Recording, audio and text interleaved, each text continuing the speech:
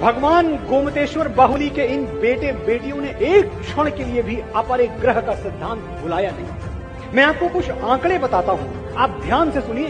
हमारे देश में 16,000 गौशालाएं हैं जहां गाय की सेवा मां की तरह की जाती है। इनमें से 12,000 गौशालाएं अकेले जैन समाज संचालित करता है।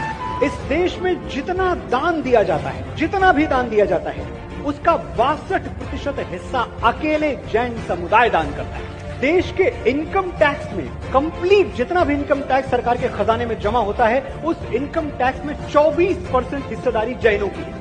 अगर मैं एक लाइन में बोलूं तो ये जो नया भारत है जिसके नव निर्माण में मैं और आप जुटे हुए हैं, इस नए भारत के निर्माण में 1/4 25% भागीदारी अकेली जैनों की। और जैन गिनती में कितने हैं? 0.37%, यानी आधे प्रतिशत से भी कम। तो अगर मैं ये बात कहूं कि देश की तरक्की में, देश के विकास में, नए भारत के निर्माण में सबसे मेजॉरिटी कंट्रीब्यूशन उस माइनॉरिटी से आता है जिसे जैन कहते हैं, तो गलत नहीं है। आपके सत्कर्मों ने जैनों की एक नई परिभाषा गढ़ दी है। जो अपने दुख में रोए उसे नैन कहते हैं, और जो दूसरों के दुख में रोए उसे जैन कहते हैं।